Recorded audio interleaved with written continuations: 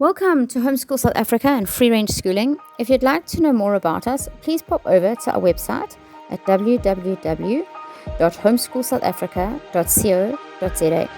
While you're there, don't forget to sign up to our free community so that you can hear about all the different things that we have available to you. Have a look at what we have available for different grades, and you can even book a private consult straight from our website. And while you're there, don't forget to have a look at our portfolio portal that you can use to upload any of your documents to ensure that you are aligning what you are doing and your homeschool dream that you're living can be aligned with what is required from you. But without any further ado, we are going to hop straight in to this morning's coffee corner. So welcome. Hi everyone, and welcome to Homeschool South Africa and Free Range Schooling's Coffee Corner. We're actually on the road at the moment. We're in KZN, and I'm so excited because it's the first time we are having a coffee corner with someone else. So I want to welcome Caitlin here today.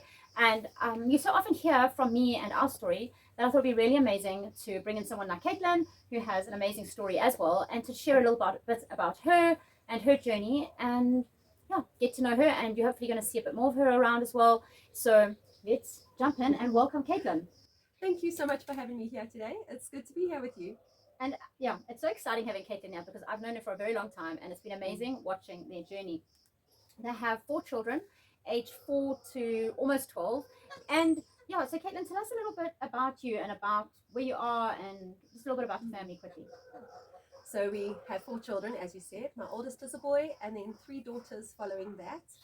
We have homeschooled from the beginning, but we've also lived a life on the road. We were nomadic for about 5 years from the beginning of COVID, just following my husband around South Africa for his job, which took him traveling quite a bit. Since then, we have stopped traveling with him, and he's continued going to and from work, and it's just been me and the kids at home for long periods of time. So when he goes for like a good number of weeks? Yes, 4 to 6 weeks at a time. And then how long is he home for? Sometimes a week, sometimes a little bit longer, but not often that long. So very different, not a conventional, normal everyday. No, everyday. But then why did you start homeschooling? I mean, it would make a lot more sense to, like, I suppose when you're living on the road, it was easier having them homeschool. But now, I mean, you're back in town. Like, why are you keeping them at home? When we first started homeschooling, it was more of a financial decision. And then it worked out perfectly with our plans to sell up everything and live on the road with my husband. And that obviously made a lot of sense for our family at that time. But now being back in a more stable environment, we just love homeschooling. The time we get together and just there's so many opportunities for homeschoolers now as well. I think there's a lot more nowadays than when we first started, and that makes it even more worthwhile. More of an adventure as well, I suppose, yes. With the different options out there. And today, I specifically asked Caitlin to come and join us because I want to talk about our preschool years.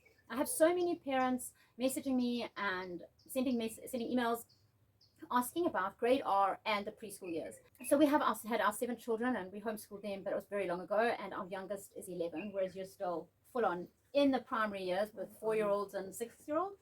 Yes. Yeah. And it's been a long time for both of us with having had little people. And I remember when we first started, I tried like more formal curriculums with my first child when they were in those preschool primary year, well, the grade R and below. And it was so funny because, well, not funny, it wasn't funny then, but looking back it's funny, but it wasn't funny in those days when I would plan my day and I'd be like, this is what we're doing and we're going to learn about this. And I even bought a maths curriculum, I think, for my 3-year-old. We laugh about that now, but like, this is what, we have to get the maths going and get a reading program. And I just remember we'd be doing things, or he would be doing something, and I'd be like, no, it's school time, come, we need to sit down now and we need to do this counting. And I remember one time in particular, we were doing handcrafts and we were learning about maybe butterflies or caterpillars. And I was so excited. And I was like, hey boy, today we're going to make a caterpillar out of, I think it was an egg box. And he was 3 and he looked at me and he was like, what for? I was like, what do you mean what for? He's like, what am I going to do with a caterpillar egg box? And I was like, okay, well, that's what we're supposed to do today. So we have to do, and that started challenging me, like the why and the what for. And I found that what started happening was I had to set curriculum that I needed to get through, and yet it was cutting across where he was at, and I just found this clash happened.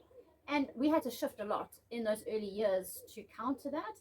But as I say, that was many, many years ago, and he's 23 now, so we're looking at 20 years ago when that happened. So now you're still in the thick of it. Do you find I mean, do you use a set? I'm talking about specifically for the younger guys. Are you using a very formal curriculum for them? Is it different from what you do with your older children? And just talk us a little bit through that.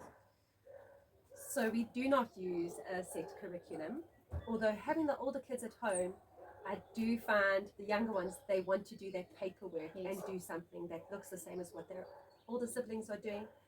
And I do give that to them, and it keeps them busy for as long as they're willing to sit there. But otherwise, books, and more books. Books as in storybooks. Yes, a lot of storybooks, a lot of the classics we've really enjoyed. Even for your little children. Like Yes. what classics are you talking about for little guys? Right now we're stuck in the middle of the Magic Faraway Tree, Okay. but we just recently finished Anne of Green Gables together. Wow. Sure. And And your they little loved guys it. managed with it. They loved it. And it's quite funny hearing them talk the way Anne Shirley does about things. It becomes very poetic. It's very sweet. And that's amazing because, I mean, in these early years, I suppose we're not trying to necessarily tick the boxes because, I mean, if you talk about when a child learns to speak, they all learn to speak at a different age and a different pace, right? So we don't go, oh, wow, you're 2 and you can't do this, so you failed being 2. We just wake up on the day after they turn 2 and carry on with the next thing. Exactly. So, like now with the little guys, we're trying to get their vocabulary going, you're Yes. trying to get a love for learning, and I suppose you do counting. And have you started introducing any reading? Yes, with my 6-year-old, we did start reading at the beginning of this year, which is something she's been excited to do and is willing to do, and will sit eagerly and with just this wonder on her face. That's Whereas amazing. I definitely did not have that with my oldest, and I was not approaching their preschool years from a fun and unintentional Yes. viewpoint. We tried the formal More approach formal schooling. in those early years, and it did not work. And it's interesting you're using the word unintentional because you're being incredibly intentional. Absolutely, but But they don't know think that. So I think that is key here, everyone. I think, wow, that's really hitting the nail on the head Yes. here, is that intentionally unintentional. So the children don't really realize what they're learning. However, we have a vision. I mean, even with one of my older children not that long ago, they were battling with rhyming, and we went for a walk and they just started rhyming the words of everything they were seeing. They're like road, toad, and just making it up. And I knew in the back of my mind they had been battling with rhyming, so I jumped in on it and we just started rhyming all the words Yes. for the whole walk. So she had no clue, but it was that intentionality from me. I could have just ignored the moment Mhm. and just, changed the topic. But there's that, I suppose, especially in these early years, that intentional, Yes. unintentional Yes. teaching that comes Yes. across as well. And I studied as a preschool teacher, so having that background with my oldest kids, it really did them a disservice. And now I kind of get to do it the right way with my younger 2. So what do you But- say when people say to you, so you trained as a teacher, so what is your response to that? It is not the same. Homeschooling is nothing like being in the classroom, and you have to let go of that idea. You completely have to let go of sitting at a desk and completing a task correctly, or even to some standard level. Yeah. Now, I think of cutting and sticking. I Yes. remember doing those activities as a preschool teacher, but with my kids, I've just given them a pair of scissors and paper and glue, and And let them just learn through play. Sure. And they've learned to do the cutting and sticking without They actually can- having a lesson on it. Yes, yes. And I don't know how you found the introduction of reading in the early years, but I remember with one of mine in particular, we were learning about the ocean, and we just drew and cut out an octopus, and we made an ocean picture, and we stuck it on the wall, and we wrote all the words. We actually started with 2 words, and we put them on, I don't know, maybe octopus and seal or something, so very different. And then I would walk past and go, oh, I'd knock them off, and go, oh, look, they fell off. Can you put them back up? And they very quickly actually, I don't think they could necessarily read the words, but they could tell the difference between the 2 of them, and they could see that one didn't look like, and they soon figured out, oh, well, that one works with that picture, and that one works with that picture, and then we could add a 3rd one in. So it was, again, very incidental Yes. introduction to reading. We did use an early reading program, the Dandelion Days program, That is available on our website. It must have been long ago, That because was your a kids long- are big now. a long time ago. But through that, then we were able to, when we sat and read books and pointed out the words, and especially books that had words that were repeated. And when I was pointing to them, and my kids were just sitting enjoying the story, they were recognizing those words and repeating phrases. Sure. And yes, words around town as you're driving, the stop on the stop street, Yes. and the pick and pay sign, Yes. and the spa sign. And while they're not necessarily reading, they're recognizing that those are letters that are Yes. forming words that you will read. Yes. And Oh, I that's think, great. yeah, And it I mean, just comes that along like that. starts the pathways to learning. And that's what I realized as well, is we're not necessarily even trying to teach them to read the word duck. We're just teaching them the pathway, so that you don't have to have a formal reading list. Like, these are the first 100 words you need to learn, because Yes. they're learning how to recognize a word. And I also noticed, just on the side, we'll have another chat about reading, but just on the side, I found a specific number of children actually found a word like pick and pay or octopus a lot more exciting and real to learn than learning the word and the Dog. Cats. Cats. Yeah, because They they want could the big actually. words. Yeah, they do. And I Mm. found some of my children actually had to start with the big words. But we're not going to go down reading now, because I can talk about that for a very long time. So our last question quickly was, with your older children, they're now doing a bit more formal lessons and formal schooling. Did you find that this way? I mean, I know you did a bit more formal preschool years with them, but have you found when you've used an incidental integrated literature type program like we're speaking about, where you're learning from everyday life but you do have some intentionality behind it, did you find that that set them up or held them back when they had to do more formal schooling? Or have you not experienced that yet, because you did it very differently with your older kids? I think I was very lucky that in those early years, although I was still learning and wish I'd done things differently sooner, we were able to implement that type of a program, where it was intentional on my behalf, but very incidental on their part. And I can see where it's benefited them a lot in their formal schooling now. Okay.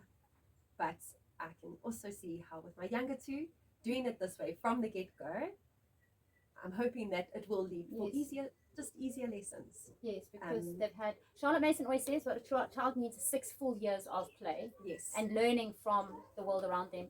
So, just as a wrap up, I want to just encourage all of you, the fact that we're talking about not having a formal program, but it doesn't mean that we're not covering everything that needs to be covered. We are very intentionally talking about making sure our children do have all the skills they need to have, all their pre-reading skills. We're not talking about just neglecting them to just like leaving them with a stick and a stone and walking off and just leaving them in a corner all day. We create learning moments. We bake with them, we swim with them, we go to parks with them, we sit and we observe nature with them. We're a part of their lives, and intentionally a part of that. And with that, all those preschool skills, if you were to go to the CAPS document now and have a look at it, you'd be surprised at how much you've probably covered. About 80% of what actually needs to be covered in grade R when you're living a lifestyle of learning. So I just want to thank Caitlin for coming today. Is there anything else that you would like to, one last sentence or anything you'd like to put out there? I think don't be scared, have fun, and enjoy that time with your kids. It is worth it. So thank you so much for joining us. It was really wonderful. And as I say, hopefully you're going to have Caitlin in and out again. And so, yeah, thank you for joining us this morning, and we'll see you again soon. Thank you.